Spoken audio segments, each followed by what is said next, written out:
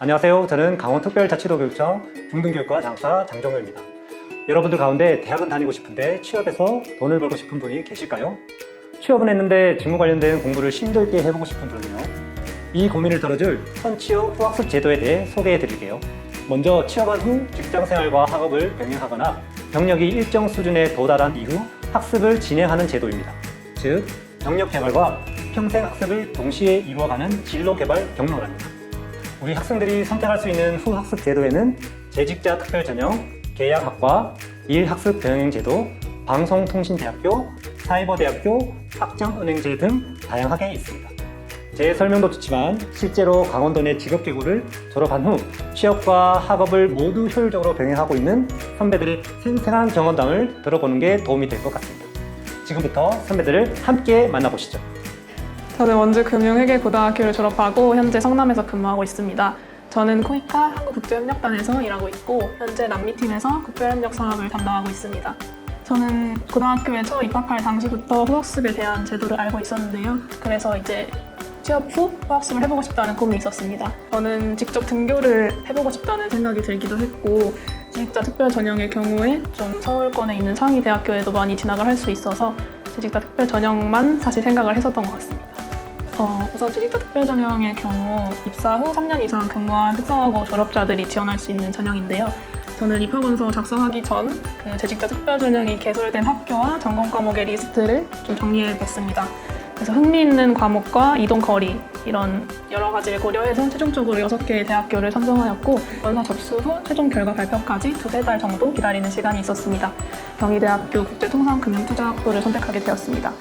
한 학기 등록금은 330만 원 정도 들고 있고 회사 지원을 받아서 다니는 친구들도 있고 국가장학금을 이용하는 친구들도 있습니다.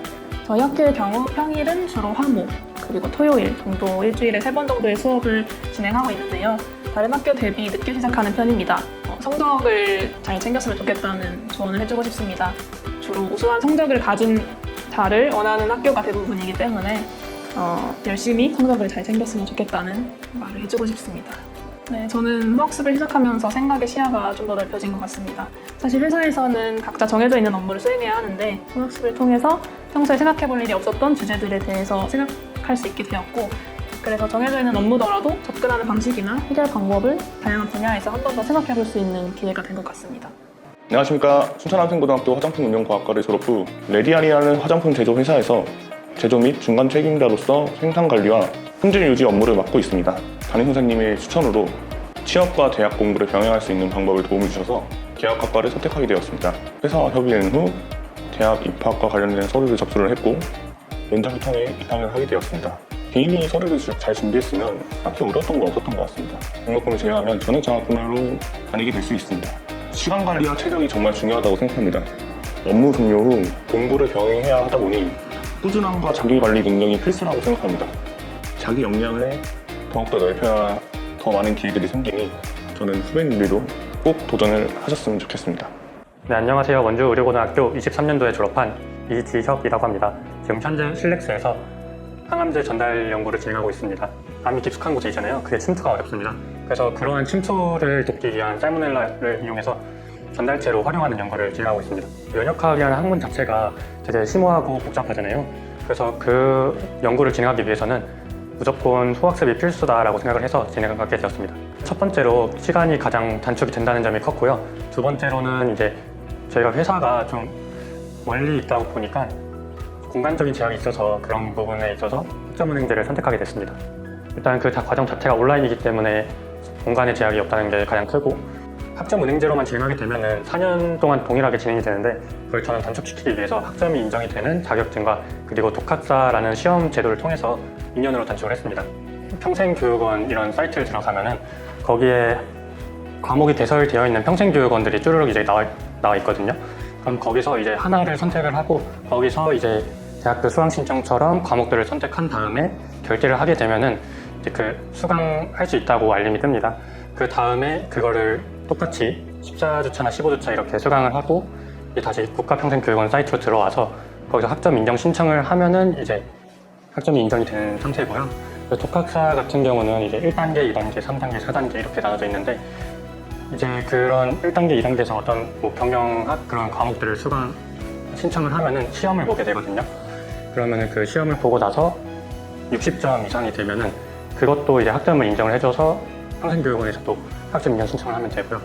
그리고 자격증 같은 경우도 이제 거기 인정되는 자격증이 나열이 되어 있습니다. 그래서 자격증도 이제 취득을 하고 나서 학점 인정 신청을 하면은 그렇게 인정이 되는 시스템입니다.